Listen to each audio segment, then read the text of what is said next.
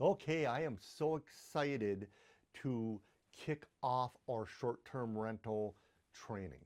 And over the last, I work in 4 different counties, but over the last several years, just in Crow Wing, I've seen this go from around 150 to over 350 short-term rentals. So there is a saturation point. Now, I don't want to discourage anybody. We're still putting them up. I had one I put up the third week of June this summer, and we brought in over 50,000 the first 2 months. So the market's still there. I've proven that. But you do have to be a little bit more analytical, a little bit more careful. Gone are the days where anybody can throw anything up without knowing what they're doing and see a profit. So let's first talk about kind of a few generalizations for central Minnesota, right? As everybody knows, it's very seasonal, right?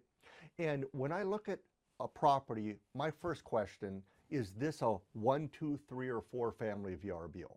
The truth is, of course, there's exceptions, but 90% of our traffic are groups of people getting together, right? Families getting together, making memories, up here on the lakes, right? And so we look at the on season and we're shooting for 90 days. Now we have properties that do much better than that. We've got properties that we have to work to get to that point, right? And we're always shooting for occupancy, right? Now, if it's an owner use property, they're blocking out the time they want to use as well, which is another factor to discuss in another video.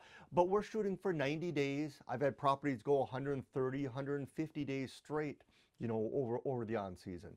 But to me, the on season is May 20th to September 10th to get Memorial Day and Labor Day in there. I think it's a fair starting point to say we're shooting for 90 days.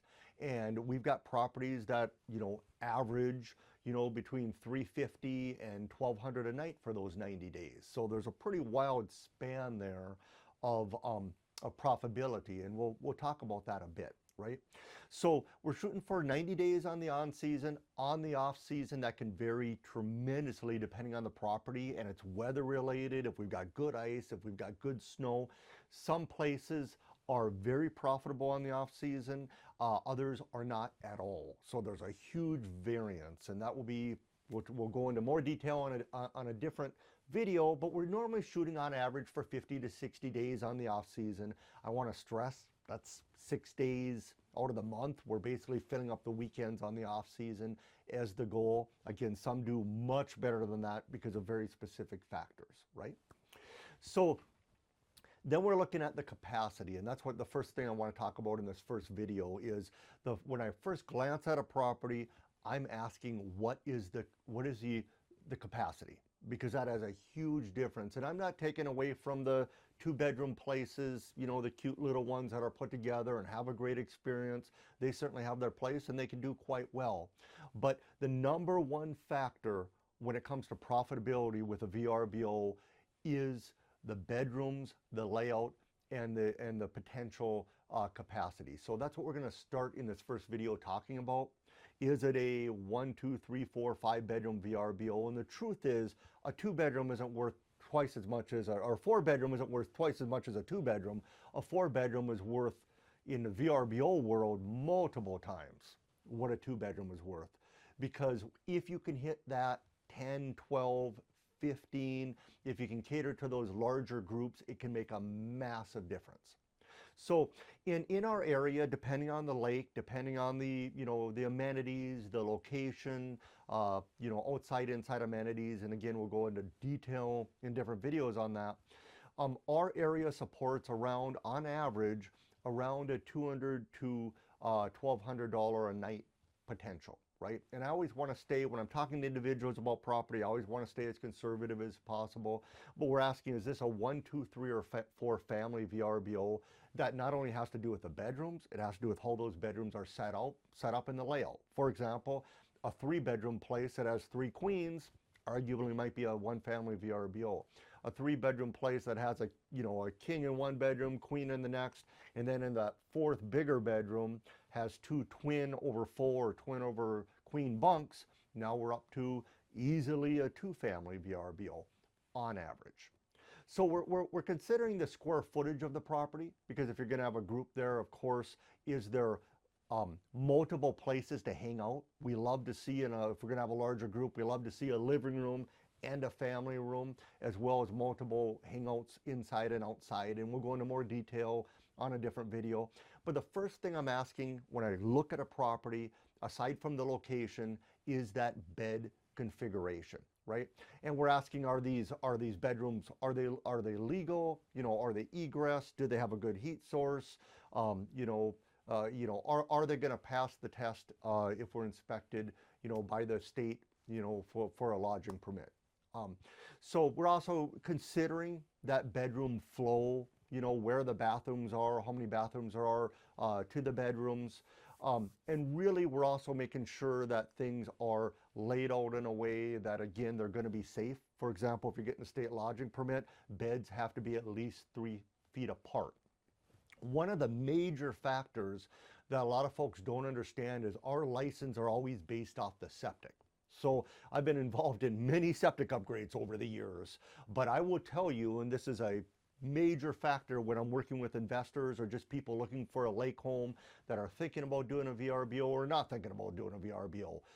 Over and over and over, you'll find these 3, 4, 5 bedroom lake homes in this area, and they'll say, oh, the septic is good. Well, the septic's good, but it's only compliant for 2 bedrooms. And we run into that all the time. Sometimes we just have to upgrade a drain field. Might just be, $5,000 to upgrade a drain field. More often, you've got to add an extra 1,500 gallon water tank, and you're looking at a $10,000 to $15,000 upgrade. Like in the big picture of things, it's just part of the business, but it is something to consider when you're looking at a property. We're actually double checking the capacity of that septic, because that's going to dictate the license we get as far as how many bedrooms we can rent that property for. So again, I'm not trying to discourage anybody that has a cute little 2-bedroom and wants to VRBO it.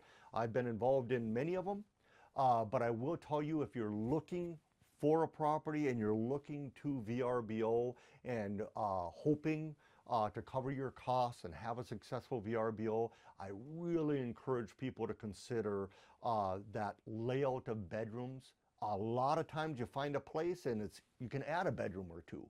And of course those bedrooms, and this is for another video to go into detail, but of course those bedrooms can be in a guest house as well. We've got ones where there's a nice big bunkhouse, guest house, above a garage.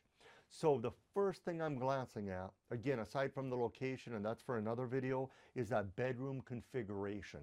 I would much rather have a 4 or 5 bedroom that maybe, needs some work and there's some other factors involved than to try and start out with a 2-bedroom, because with that 2-bedroom, you're limited. I'm not saying there's not exceptions, but there's very few 2-bedrooms that are at a decent occupancy and hitting really above that 400 a night in the summer on average. The bottom line is in our family, in our area, per family, it's really about 200 to, probably the average around here is probably about 200 to 300, per family. So if you've got if you can get a three family VRBO or a 4-family VRBO, hitting that 800 to 1,000 a night is realistic, as long as it's managed right, developed right, and the amenities are there. So that is lesson number 1. This is Mike Fish from Minnesota Real Estate and Management, and reach out anytime. We're committed to doing at least a lesson a day from now on. So stay in touch, and we'll continue to build this content to help you in your journey.